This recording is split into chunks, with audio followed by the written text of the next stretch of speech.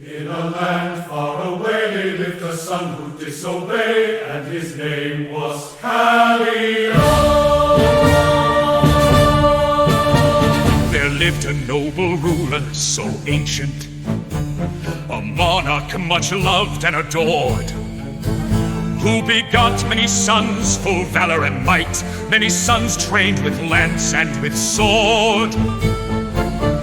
But the bravest and tallest and strongest, the one most beloved by the crowds, sought for himself what was not his to claim, and rebelled, seeking the Lord of the Clouds. The Lord of the Clouds was a vicious red beast, too hard for mere mortal to tame. But the wicked prince, gilded in pride, and with might thought he did, fooled by the dragon's foul game.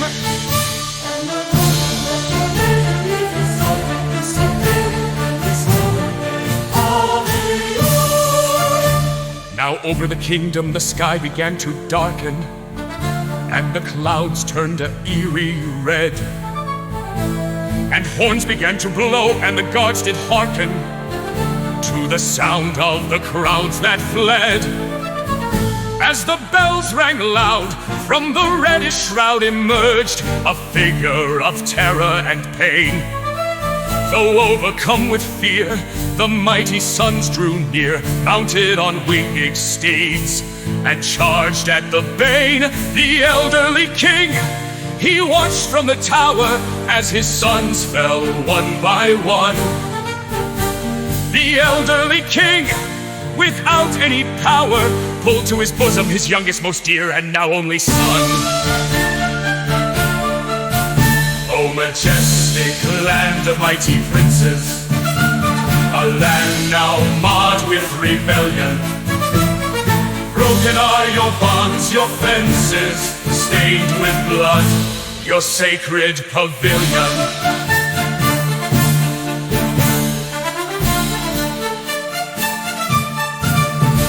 The lad pulled from his father with fierce conviction.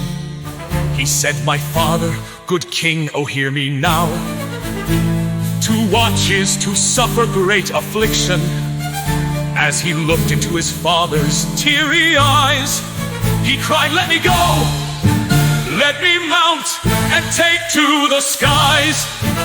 "Nay, my son," cried the gray-haired father, "not as king, but softly as a man.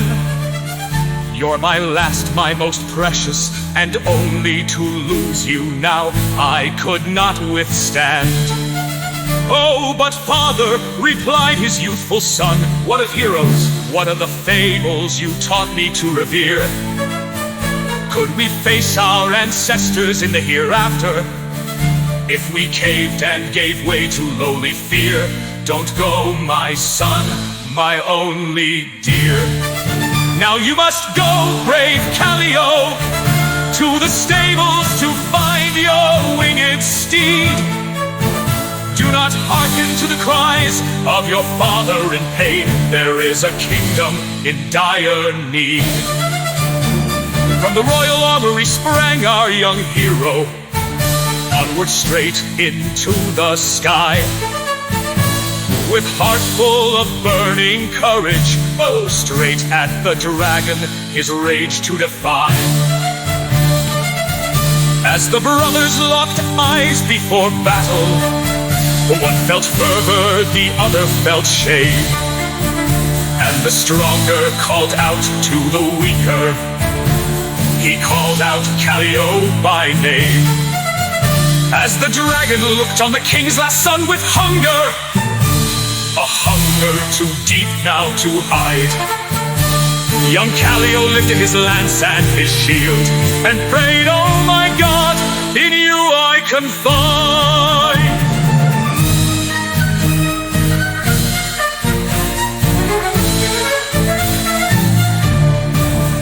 Guide my blade in this most dire battle.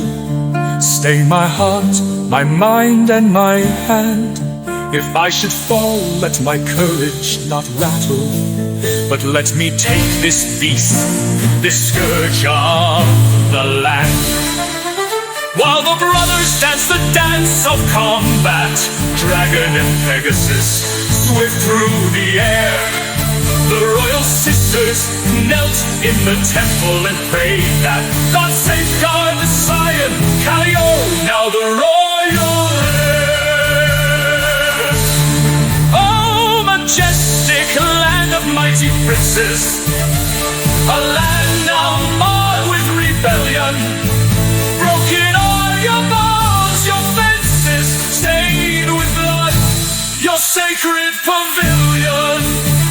In a land far away lived a son who disobeyed, and his name was Calio.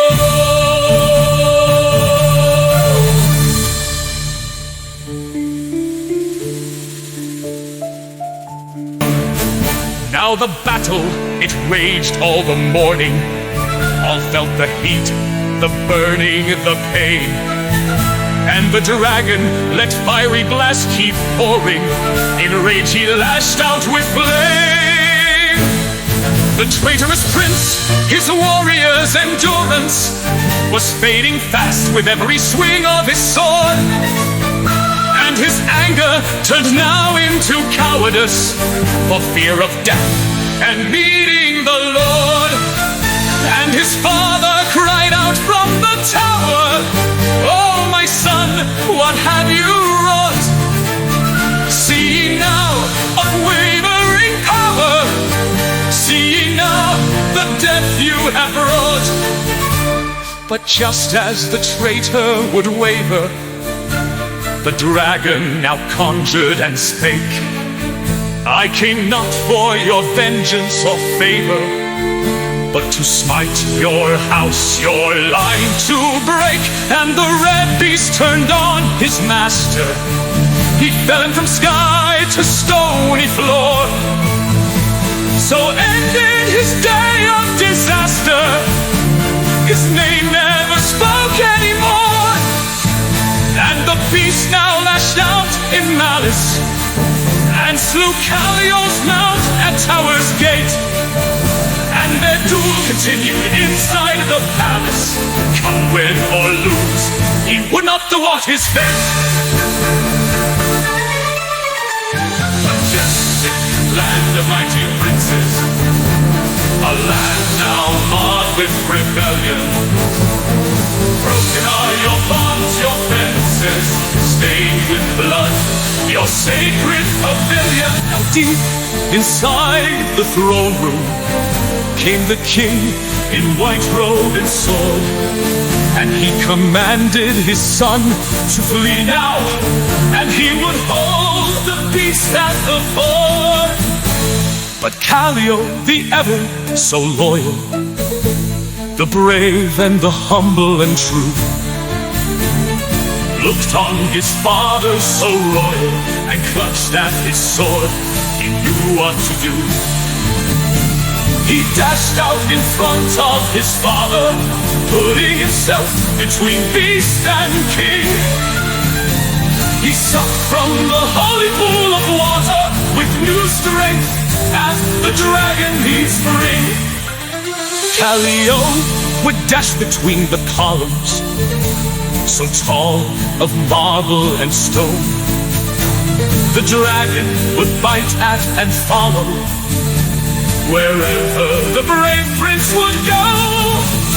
And the king continued his pleading for his son to flee and survive. "I can't bear to see my line fleeting. Oh, my son, you must stay alive." But brave Calio knew without question that honor more precious than life. If he fled, he'd live with depression for failing to end now this strife.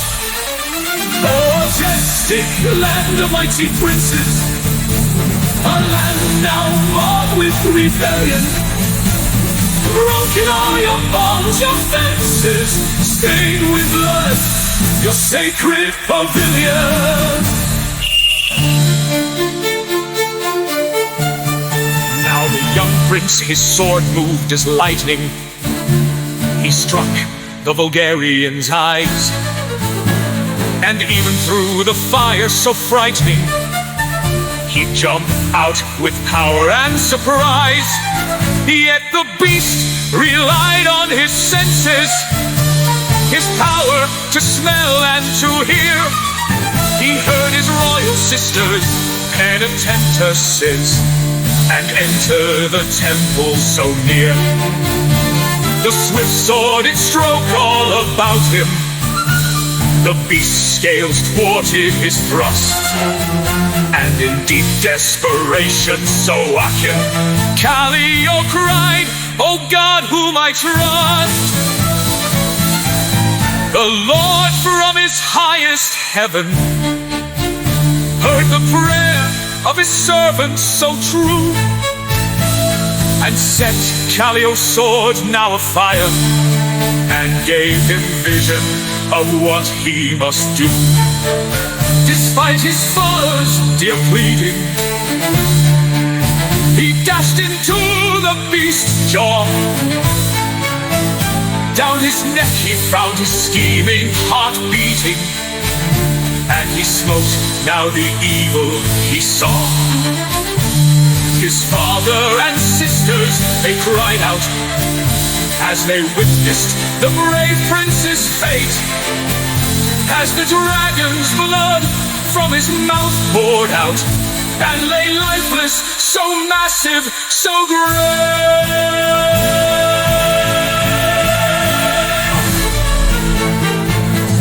In a land far away lived a son who disobeyed, and his name was Calio.